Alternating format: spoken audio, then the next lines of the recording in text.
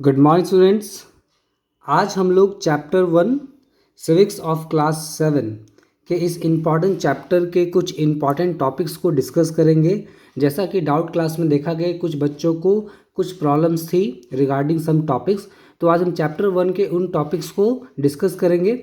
इससे पहले कि इस वीडियो को हम स्टार्ट करें, मैं आपसे बोलूँगा कि आप सबसे पहले चैप्टर 1 को अच्छे से पढ़ लीजिए, तब इस वीडियो को देखिए, ताकि जो भी पॉइंट्स हम डिस्कस कर रहे हैं वो आपको अच्छे समझ में आ जाए।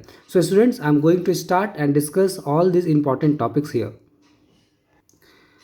सबसे पहले हमें ये जानना होगा कि डेमोक्रेसी क्या है। तो बच्चों, आप अपने मन में ये बात बिल्कुल बैठा लो कि डेमोक्रेसी का मतलब होता है लोकतंत्र।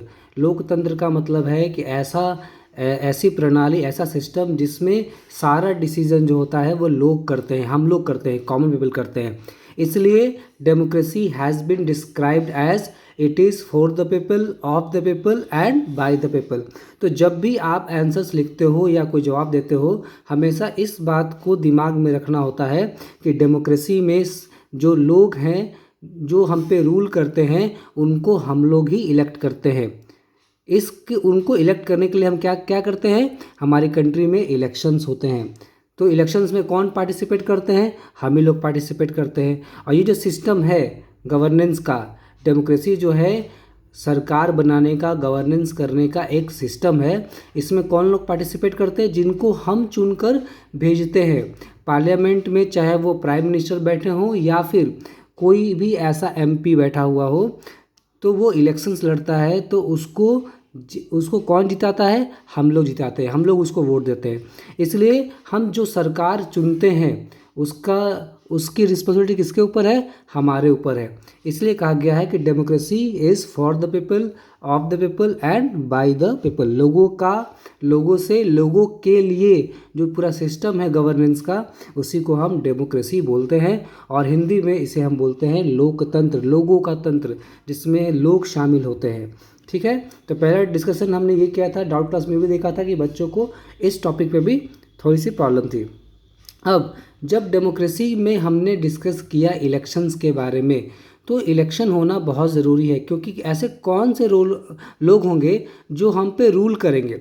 क्योंकि डेमोक्रेसी में आपने देखा है कि किंग और क्वीन के बारे में हम बात नहीं करते हैं, ना के बराबर करते हैं। क्योंकि डेमोक्रेसी में लोग जो चुने जाएंगे, ऐसे लोग जो प्राइम मिनिस्टर बनेंगे, प्रेसिडेंट बनेंगे, मिनिस्टर्स बनेंगे, उनका इलेक्शन डायरेक्टली और इनडायरेक्टली हम ही लोग करते हैं, कॉमन पीपल करते हैं। इसलिए डेमोक्रेसी में जो सबसे इम्पॉर्टेंट चीज़ है वो है इलेक्शंस। तो स्टूडेंट्स, इलेक्शंस में कौन पार्टिसिपेट करेंगे? क्या एक बच्चा जो 5 इयर्स एज का है, क्या वो भी पार्टिसिपेट करेगा, क्या वो भी वोट देगा? नहीं। हमारी कंट्री में हमें दिया गया है यूनिवर्सल एडल्ट फ्रेंचाइज। एडल्ट कहने का मतलब है कि जब कोई पर्सन 18 इयर्स एज का हो जाता है तो उसको वोटिंग राइट्स मिलते हैं। वो अपने इस राइट का इस्तेमाल करके उसके एरिया में जो भी रिप्रेजेंटेटिव्स खड़े होते हैं किसी पार्टी के, उनको देखता है कि ये किसे मुझे वोट देना है, कौन मेरे लिए वर्क कर सकता है, कौन कौन अच्छा काम कर सकता है, कौन गवर्नमेंट बना सकता है, और फिर उसको हम वोट देते हैं। अगर वो पर्सन जीत जाता है, देन वो क्या करता है, हमें रिप्रेजेंट करता है पार्लियामेंट में या फिर स्टेट लेजिस्लेटिव असेंबलीज में। इसका मतलब सबसे पावरफुल कौन है, हम लोग हैं। और ये सारे जो मिनिस्टर्स होते हैं, इन्हें इलेक्ट कौन करता है, हम लोग करते हैं थ्रू इलेक्शंस। इलेक्शंस भी डिफरेंट टाइप्स के होते हैं, जो आगे क्लासेस में आपको पढ़ाए जाएंगे। यहाँ पे स्टूडेंट्स आपको पता चलेगा कि बहुत सारी ऐसी पॉलिटिकल पार्टीज़ हैं जिन्हें नेशनल पार्टीज़ बोलते हैं। बहुत सारी ऐसी पार्टीज़ हैं जिन्हें रीजनल पार्टीज़ बोलते हैं। नेशनल पार्टीज़ जिनका प्रेजेंस पूरी कंट्री में होता है, जैसे बीजेपी, कांग्रेस।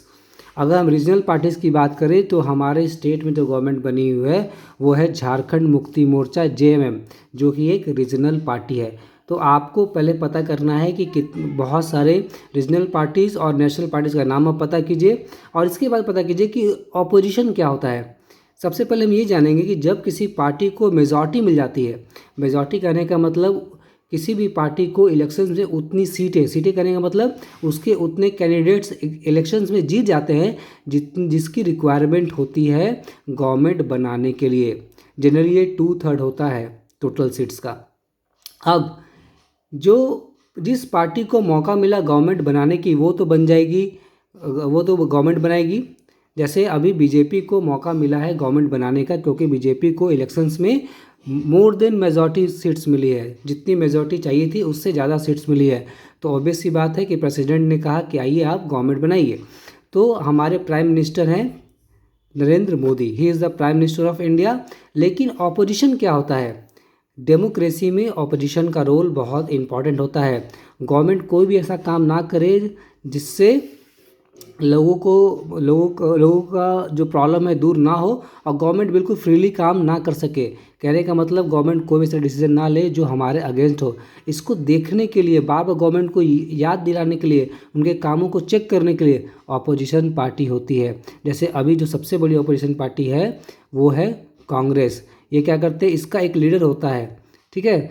तो ऑपोजिशन का मेन रोल है डेमोक्रेसी में कि गवर्नमेंट के वर्क्स को चेक करना, उनको बार बार रिमाइंड करना, और उनसे पार्लियामेंट में क्वेश्चन भी पूछना, चाहे वो प्राइम मिनिस्टर हो या कोई भी मिनिस्टर हो, उनको पार्लियामेंट में जवाब भी देना पड़ता है। It means they are answerable. So students, आज हमने इस टॉपिक में सीखा universal adult franchise, role of opposition, national and regional parties, और लास्ट टॉपिक जो आज डिस्कस करेंगे वो है कोलिएशन गवर्नमेंट। कभी कभी ऐसा होता है किसी पार्टीज को पूरी तरह से मेजॉरिटी नहीं मिलती है, तब वो दूसरी पार्टीज के साथ मिलकर इस मेजॉरिटी को अचीव करते हैं और साथ में गवर्नमेंट बनाते हैं। So on the basis of this video I have given a homework, so you have to complete your homework, but before that you should go through your chapter 1। आप सबसे पहले चैप्टर 1 को अच्छे से पढ़िए, then you should try to answer this all questions. Thank you.